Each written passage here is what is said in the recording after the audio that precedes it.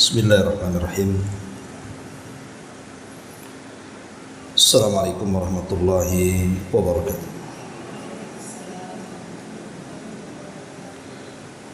Alhamdulillah wassalatu wassalamu ala Rasulillah wa ala alihi wa sahbihi wa mawalah wa la hawla wa la quwata illa billahi wa ba'du. Alhamdulillah, di pagi ini kita bisa kembali melanjutkan kajian kita, masih membahas kitab Umdatul Ahkam, dan kita masih membahas bab keempat pada hadis ke-29. Kita baca hadisnya. An Anas bin Malik radhiyallahu anhu qala Ja'a Arabiyyun fabala fi ta'ifatil masjid fajazarahu an-nasu fanahahumun nabiyyu sallallahu alaihi wasallam falamma qadha bawlahu amara an-nabiy sallallahu alaihi wasallam bidhanubin min ma'in fa uhriqa alaihi. Dari Anas bin Malik radhiyallahu anhu, ada seorang Arab Badui, Arab gunung, yang datang tiba-tiba kencing di salah satu bagian di dalam masjid. Para sahabat lantas menghardik Arab Badui ini, akan tetapi Nabi SAW melarang mereka. Tatkala orang itu selesai kencing, maka Nabi SAW meminta seember air, kemudian disiramkan pada tempat yang terkena kencing tersebut. Hadis ini dikeluarkan oleh Imam Al-Bukhari dalam babul wudu.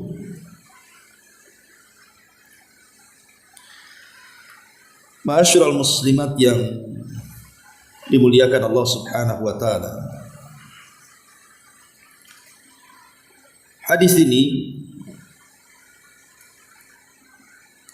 menceritakan tentang seorang Arab gunung yang tiba-tiba kemudian datang ke dalam masjid kemudian kencing. Tentu karena tanpa sepengetahuannya, karena kebiasaan Arab Badui itu kencing biasa di mana-mana, sehingga dia mengira bahwa tempat itu boleh kencing. Jadi Arab Badui asal kencing saja, dia tidak tahu kalau itu masjid. Maka para sahabat Nabi SAW yang melihat peristiwa itu, mereka pun emosi, sehingga kemudian sebagian para sahabat ada yang menghardik dengan kata-katanya dan memandang tajam kepada Arab Badui yang kencing di salah satu tempat dalam masjid itu. Maka ketika kemudian para sahabat mulai marah dan mulai mengingkari kemungkaran tersebut, maka Nabi SAW datang dan melerai mereka. Kata Nabi SAW, da'uhu, dalam riwayat yang lain, wala tuzrimu, tinggalkan dia dan jangan diganggu, biarkan dia selesai kencing dulu. Maka para sahabat pun kemudian meninggalkan Arab Badui itu dan menyerahkan kepada Nabi. Maka kemudian Nabi SAW datang kepada Arab Badui itu dan menasihati.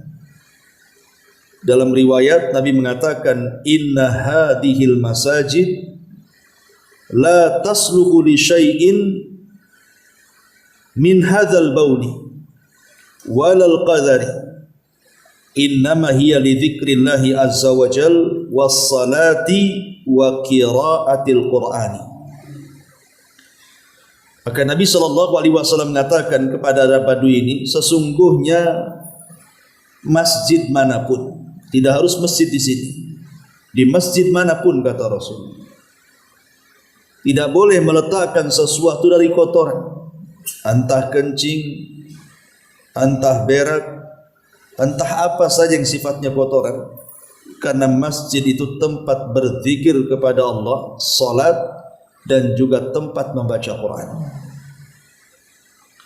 Dalam riwayat Abu Hurairah, Nabi SAW mengatakan, innama bu'ithtum muyassirin walam tub'athu mu'assirin.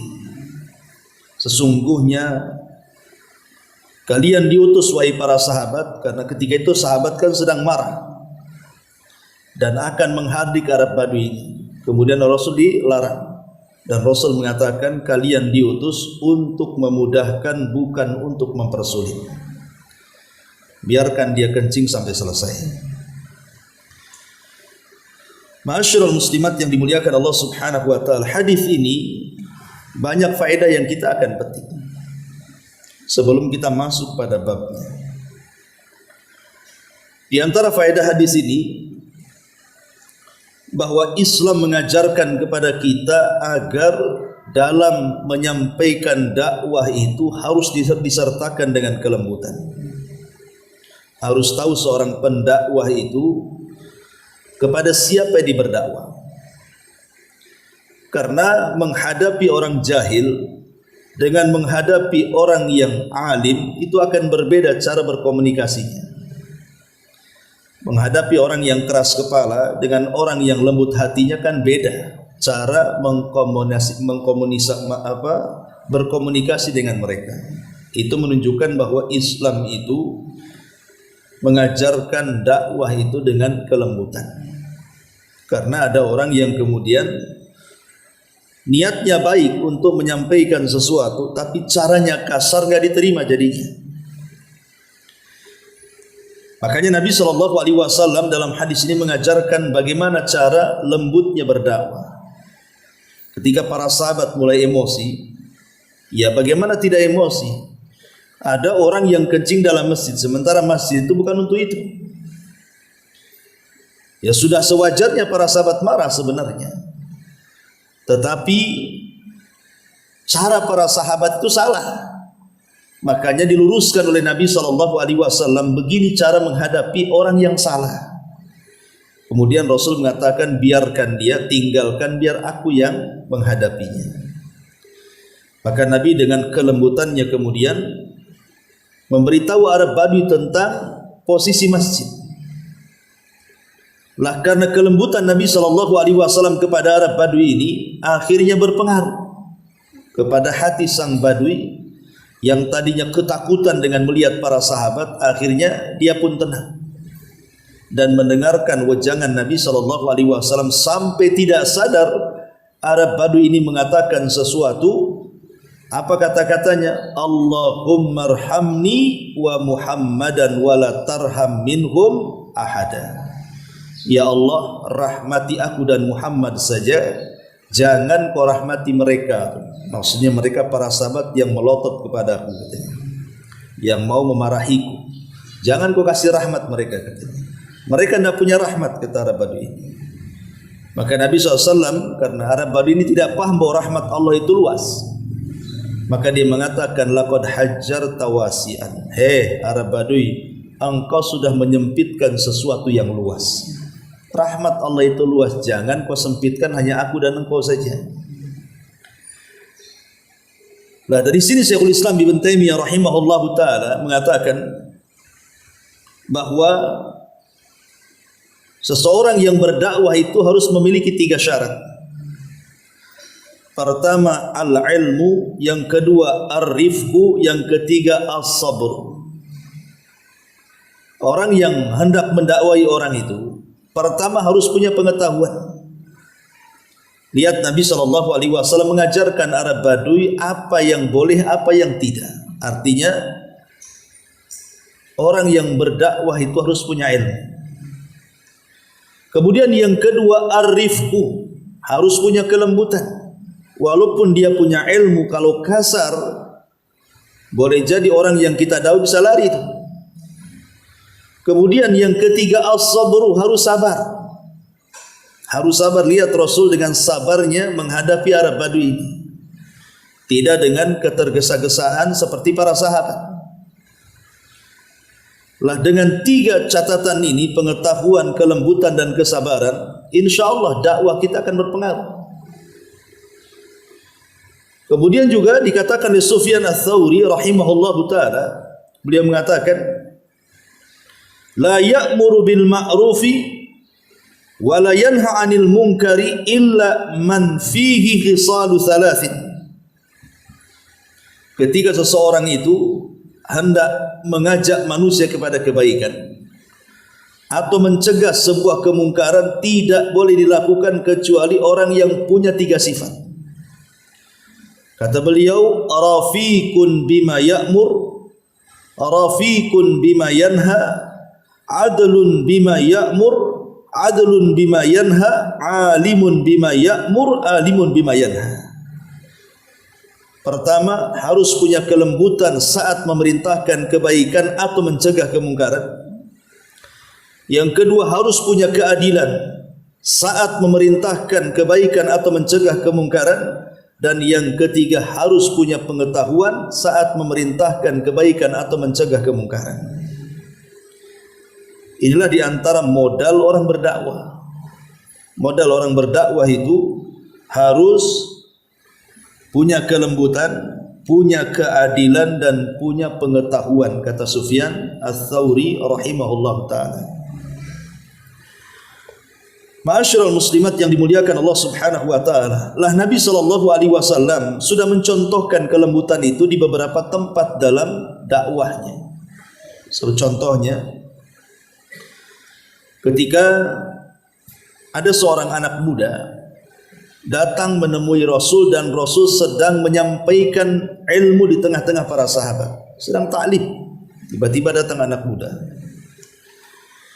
Kemudian anak muda ini mendatangi Nabi SAW dan dengan tidak sopannya dia mengatakan kepada Rasul, "Ya Rasulullah, idzan li bizina."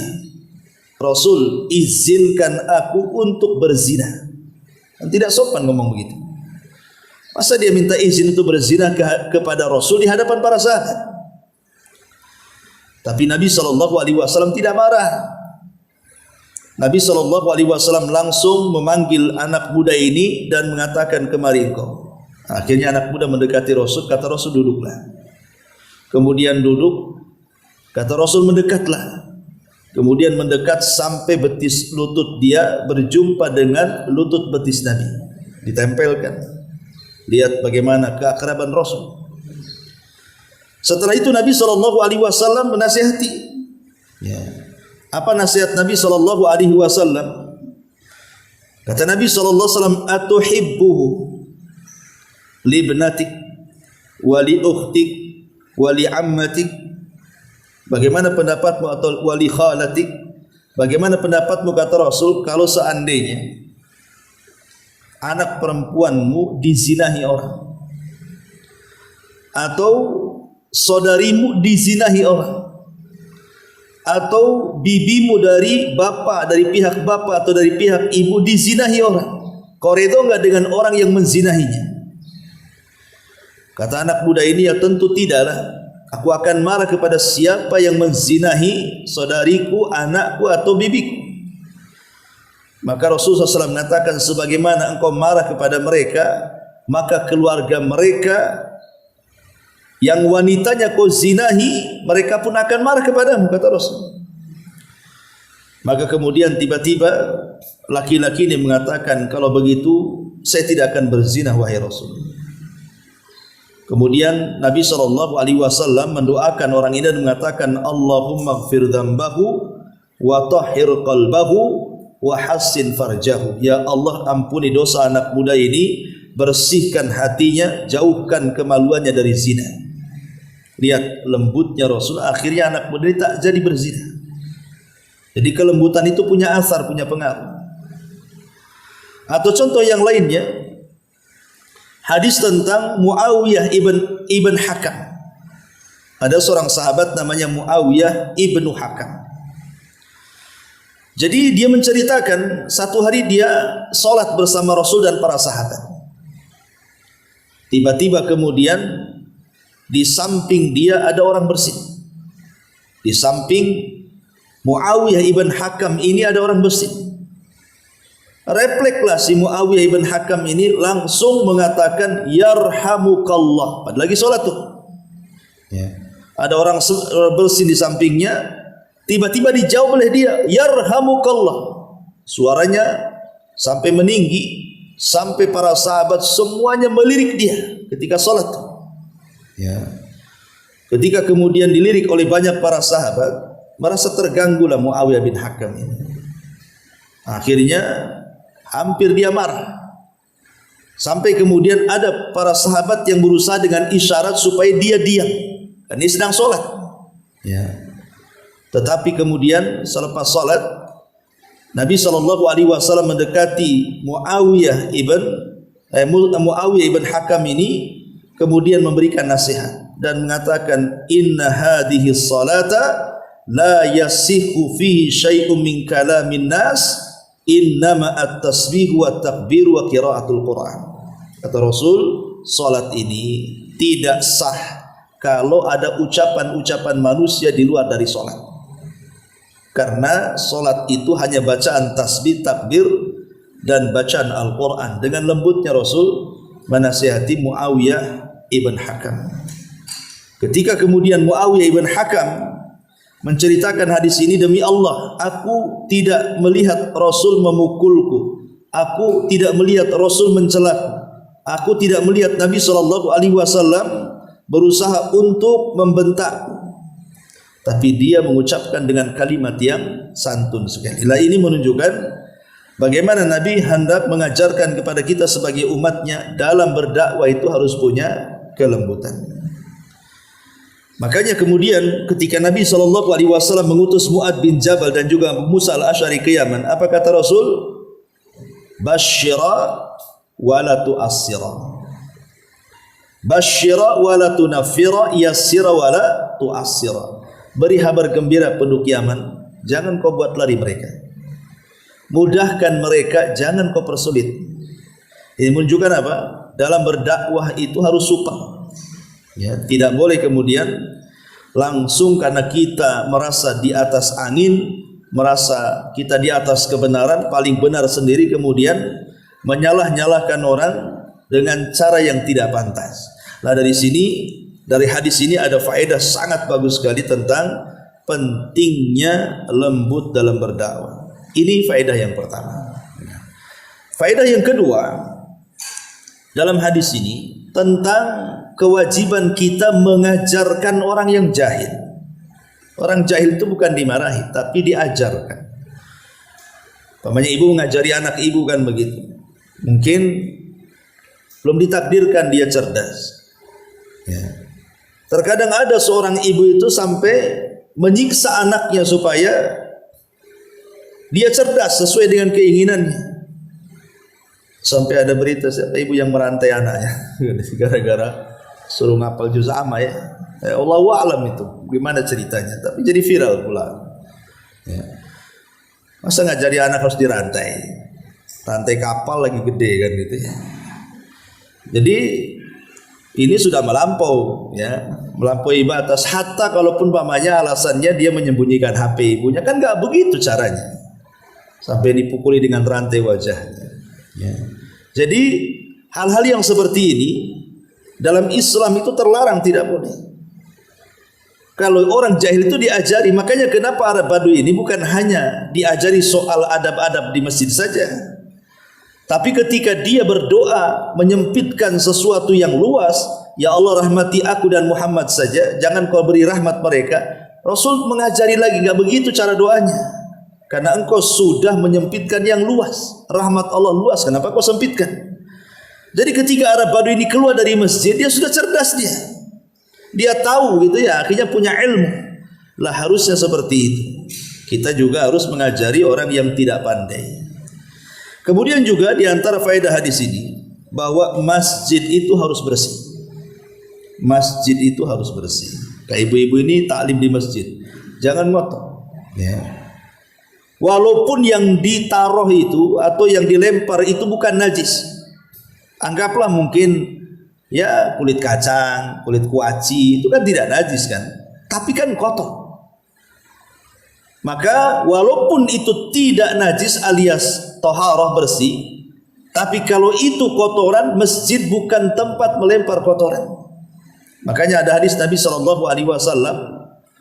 bahwa nanti pada hari kiamat ada seseorang yang ditampakkan amal kebaikannya di sorga. Akhirnya dia pun diberikan tingkatan tinggi di sorga. Rupanya amalannya apa? Karena suka mengambil sampah dalam masjid. Bahkan di zaman Rasul itu ada wanita berkulit hitam. Itu kebiasaannya nggak disuruh tapi suka bersih-bersih masjid. Jadi dia dengan sukarela, suka hati datang ke Masjid Nabawi. Setiap hari dibersihkan masjid itu sama wanita yang berkulit hitam ini. Sampai satu hari rupanya dia sakit kemudian meninggal. Rasul tak tahu.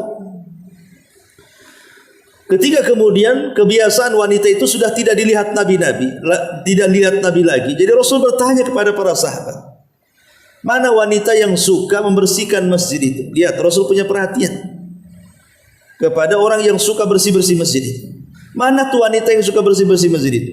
Jadi sahabat yang lain mengatakan, kemarin dia meninggal wahai Rasul. Rasul marah dan mengatakan, kenapa kalian tidak menghabarkan kematiannya? Kata para sahabat Rasulullah, dia meninggal di malam hari. Kami takut mengganggumu untuk menghabarkannya. Kata Rasul, kenapa kalian tidak menghabariku?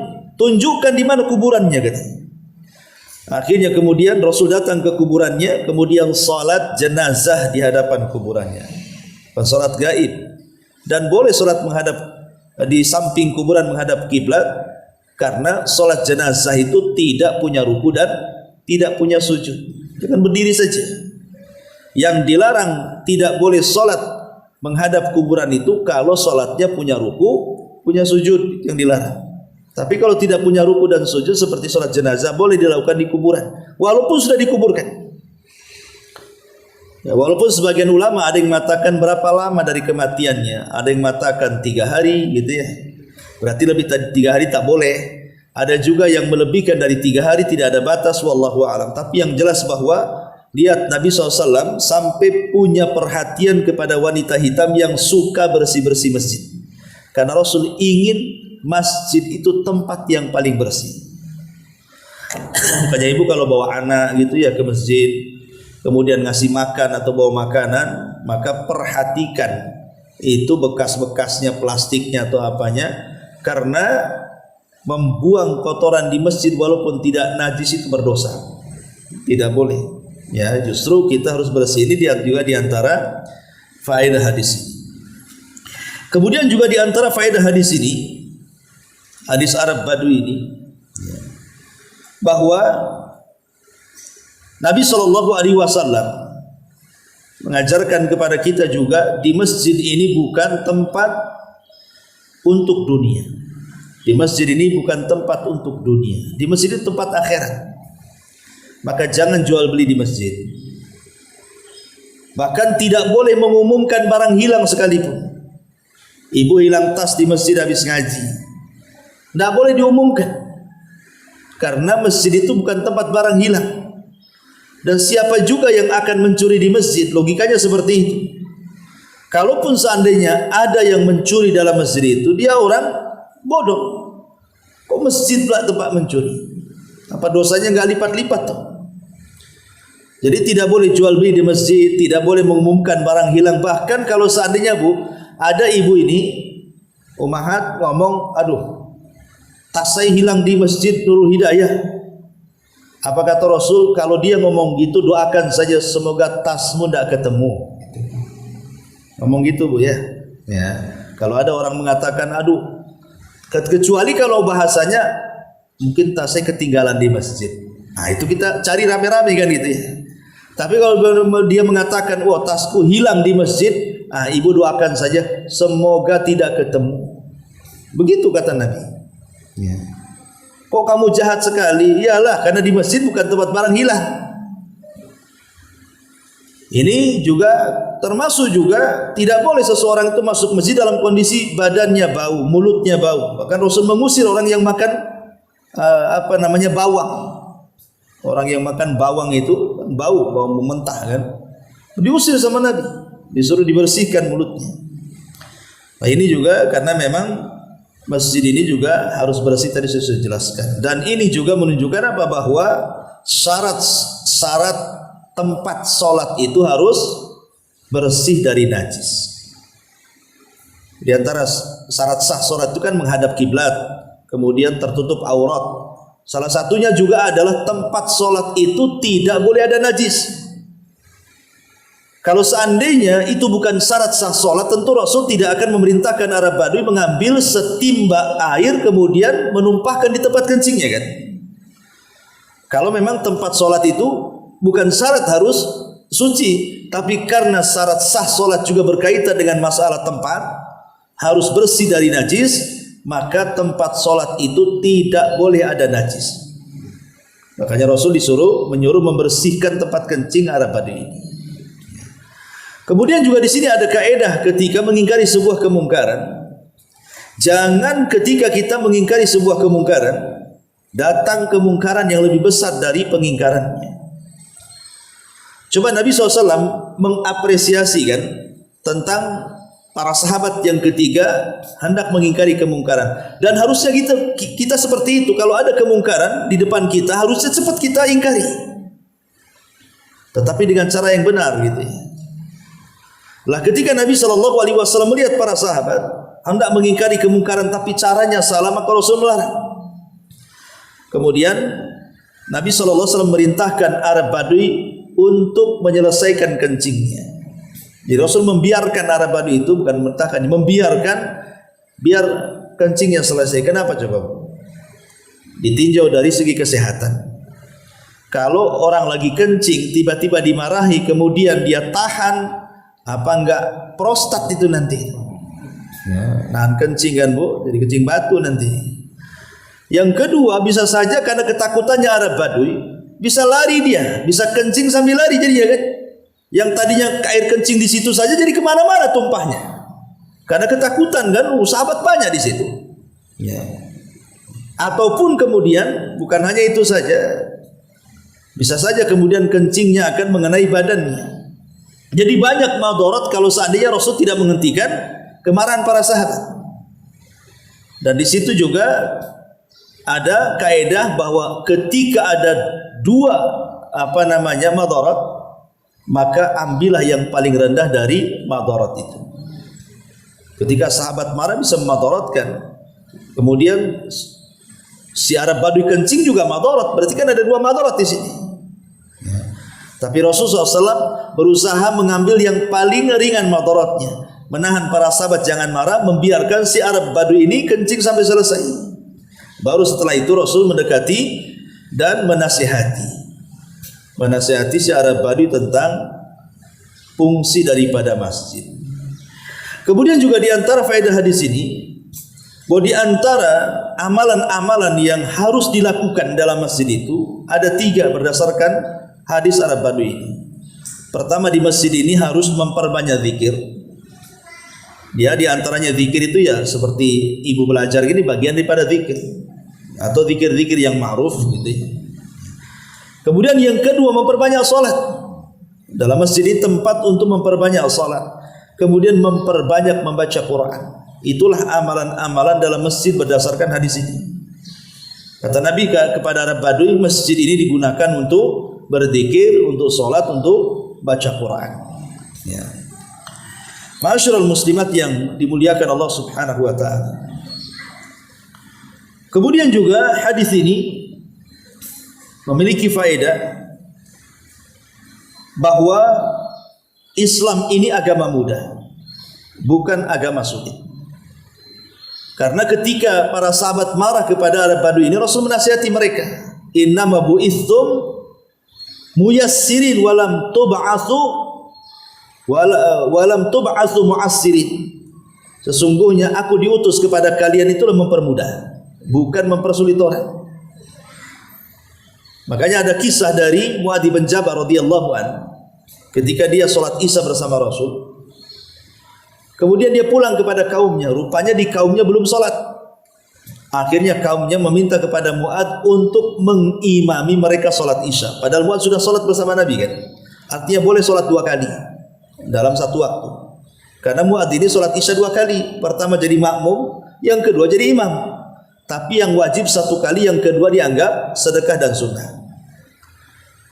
Tiba-tiba kemudian ketika Mu'adz menjadi imam di kaumnya, dihantamnya Al-Baqarah sampai habis. Apa enggak panjang tuh? Ya, Al-Baqarah itu sampai 2 juz lebih. Ya. Jadi adalah satu di antara jemaah Mu'adz ini mungkin ada hajat dan keperluan, tidak tahan dia. Akhirnya menyelesaikan sendiri sholatnya. Mu'adz belum salam, dia sudah salam. Ketahuan sama Mu'adz dan mengatakan jangan-jangan di tengah-tengah kita ada munafik katanya. Karena dia mufaraqah keluar dari jamaahnya Mu'adz. Akhirnya Mu'adz pun berinisiatif untuk melaporkan kepada Nabi. Tapi setelah dilaporkan kepada Nabi SAW, yang disalahkan Mu'adz, bukan orang yang menyingkir dari sholat. Apa kata Rasul? Afattanu ya Mu'adz, engkau akan membuat fitnah wahai Mu'adz di tengah-tengah umatmu, di tengah-tengah kabilah dan kaum. Kemudian kata Nabi SAW, kalau engkau jadi imam, lihat-lihatlah ke belakang. Boleh jadi di belakang itu ada orang tua yang gak sanggup berdiri, ada orang sakit, ada orang yang tergesa-gesa ingin melakukan aktivitas. Ya, jadi disuruh lihat-lihat. Ya. Kemudian Nabi mengatakan, di mana sabbihisma rabbikal a'la? Kenapa kau tidak baca itu katanya? Jadi Nabi SAW sampai mengarahkan surat-surat pendek kepada Mu'adz, jangan kemudian mempersulit orang. Sebab kalau seandainya ibu yang biasa sholat di belakang imam yang baca kulhu, tiba-tiba mendapatkan imam yang bacanya Al-Baqarah, apa enggak gemetar kakinya tuh? Mungkin asam uratnya bisa kambuh tuh. Lama kali orang ini kan, betis bisa kencang itu. Mungkin besok enggak mau lagi sholat di sini kan? Malas sholat di situ. Bagus di masjid sebelah katanya. 5 menit situ 1 jam katanya. Itu akhirnya kan mempersulit tuh. Buat lari jadinya kan orang. Itu ajaran apa itu katanya? Malas itu ajaran itu yang bercadar-cadar itu sholatnya lama katanya. Akhirnya kan kemana-mana bu. Jadi intinya bahwa Islam ini mengajarkan kemudahan, jangan mempersulit orang. Nah ini Rasul juga mengatakan kepada para sahabat, aku diutus mempermudah bukan mempersulit. Ya. Kemudian juga diantara faedah daripada hadis ini yang disebutkan oleh para ulama juga, bahwa kencing itu adalah najis. Kencing ini babnya masuk di sini. Kencing itu adalah najis. Kencing manusia. Tidak ada khilaf ulama, semua kencing manusia itu najis. Apakah dia wanita, apakah dia laki-laki, apakah dia bayi, apakah dia remaja, apakah dia dewasa, apakah dia tua, apakah dia muslim, apakah dia kafir, semua manusia kencingnya najis. Tidak ada yang tidak najis, semua najis. Tetapi Rasul di sini mengajarkan cara membersihkan. Kalau seandainya lantai ini, umpamanya ada anak-anak nih yang ngompol di lantai gini kan. Cara membersihkannya apa? Kalau lantai itu tidak berkeramik seperti ini, Masjid Nabi kan tidak berkeramik, masih tanah gitu. Jadi kalau kencing kan langsung amblas ke dalam bumi. Maka Nabi mengatakan, ambil 1 timba air, kemudian tumpahkan di atas kencingnya supaya kencingnya amblas tertimpa air bersih. Nah, begitu cara membersihkannya. Itu kalau memang tanahnya amblas. Masalahnya kan keramik. Kalau kencing di situ akhirnya kemana-mana jadinya tenggelam. Ya. Maka kalau seperti itu cukup di seblok saja atau di pel gitu ya, minimal 3 kali pelan lah. Maka itu sudah dianggap suci. Ataupun kalau lupa, tiba-tiba kemudian terkena cahaya matahari, tiba-tiba kering, maka ulama mengatakan sudah dianggap suci. Tapi kan baunya masih ada kan itu ya. Tetap kalau memang risih ya suci juga. Intinya bahwa hadis ini menunjukkan bahwa kencing adami, kencing manusia itu najis. Ya. Kemudian juga di sini diajarkan kepada kita dari hadis ini tentang wujubu ihtiramil masajid, wajibnya kita menghormati masjid. Wajib kita menghormati masjid. Jangan samakan masjid dengan tempat-tempat lain. Ya, jangan, makanya walaupun di zaman Nabi SAW masjid itu semua aktivitas rata-rata di masjid, tetapi para sahabat itu sangat memuliakan masjid. Makanya masuk saja ada doanya, keluar ada doanya. Yang diamalkan dalam masjid pun dia baca Quran, zikir, sholat dan yang lainnya. Artinya hormati masjid. Jangan tidak dihormati. Karena ini tempat ibadah, tempat paling aman di dunia ini adalah masjid. Tapi sayang hari ini masjid sudah nggak aman kan, Bu? Banyak masjid-masjid itu yang dulunya kita bisa tidur, sekarang tak boleh tidur. Bukan hanya ditulis jangan tidur di sini, tapi digembok, Bu. Gimana mau tidur digembok? Yang lebih parahnya mau tidur di teras saja, di seblok teras sama air, nggak sengaja nggak dikeringkan, biar nggak bisa tidur. Itu masjid di zaman sekarang kan? Ya boleh jadi karena sudah banyak peristiwa. Ketika masjid itu dibuka lebar-lebar, jam dinding hilang, mikrofon hilang. Bukan hanya itu saja, sampai di bengkong itu kotak masjid, bukan diambil uangnya kotak-kotaknya, Bu. Kotak itu besar, bisa, padahal di rantai, Bu, pakai rantai kapal tuh. Tapi kok bisa tuh rantainya dicopot, dibawa, rupanya ada di kebun tuh. Mana diambilnya tuh? Untuk apa juga kotaknya kan? Dia sekarang aneh mencuri itu kotak-kotaknya. Padahal kotaknya pula habis itu dilempar, diambil dalamnya saja. Nah itu orang jahil, ya orang jahil. Tapi alhamdulillah sekarang Allah mudahkan adanya CCTV sehingga memudahkan mencari siapa para pencuri yang suka mencuri di masjid itu. Taib. Kemudian juga di antara faedah hadis ini munculnya beberapa kaidah fikih. Di antaranya kaidah fikih yang mengatakan bahwa apabila ada kerusakan dengan beberapa kerusakan, maka ambillah, dan kita harus memilihnya, maka ambillah kerusakan itu yang paling rendah, tinggalkan yang paling tinggi. Kemudian juga jangan mengingkari sebuah kemungkaran kalau mendatangkan kemungkaran yang lebih besar. Jangankan kemungkaran lebih besar datang, anggaplah 50-50. Pamannya, kalau saya mengingkari sebuah kemungkaran akan mendatangkan kemungkaran yang sama. Itu saja kata para ulama, darul mafasid muqaddam ala jalbi al masalih. Meninggalkan kerusakan itu lebih baik dibandingkan mengambil manfaat. Meninggalkan kerusakan itu lebih baik dibandingkan mengambil sebuah manfaat. Pamannya ada orang mabuk di depan rumah. Kalau saya cegat, itu kan kerusakan kalau dibiarkan. Ya. Tapi kalau saya cegat, nampaknya badan dia lebih besar daripada saya. Bisa saya dikemplung sama botol minumannya. Ini kan dua perkara yang sulit tuh. Dibiarkan salah, ditegur salah namanya kan. Kalau dibiarkan kan dua-duanya rusak. Maka kalau memang kita ini sebagai orang tua yang mabok anak, berarti kita wajib mengingkari kemungkaran. Kenapa? Karena kita punya kuasa. Kurang ajar rupanya anak saya. Nah, berarti bisalah kita mengingkari karena anaknya di bawah kekuasaannya kan. Ya, tapi setelah dilihat, oh bukan pula, anak saya tak hitam, oh ini hitam pula kan itu. Berarti anak tetangga nih. Ya. Tak jadi mau mengingkari kemungkaran. Kenapa? Mak, nanti saya harus bermusuhan dengan tetangga. Walaupun dia sedang mabuk dan harus diingkari, tapi setelah berpikir kalau saya ingkari nanti dia lapor sama tetangga, akhirnya jadi musuhan, lebih besar lagi jadi kemudaratannya. Lebih baik ditinggalkan. Berarti beralih cara mengingkarinya bukan dengan kekuatan, bukan dengan lisan, letakkan dalam hati saja. Ingkari kemungkaran dalam hatinya, walaupun itu selemah-lemahnya iman. Nah ini juga di antara faedah hadis ini, dan ada beberapa faedah yang lainnya wallahu alam.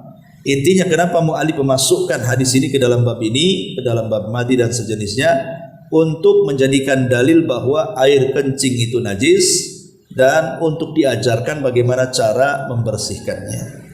Taib sampai di sini. Kalau kita buat tanya jawab silakan kalau ada yang mau bertanya. Taib kalau nggak ada kita tutup. Subhanaka wa bihamdika asyhadu an la ilaha illa anta astaghfiruka wa atubu ilaik. Allahu ta'ala alam. Assalamualaikum warahmatullahi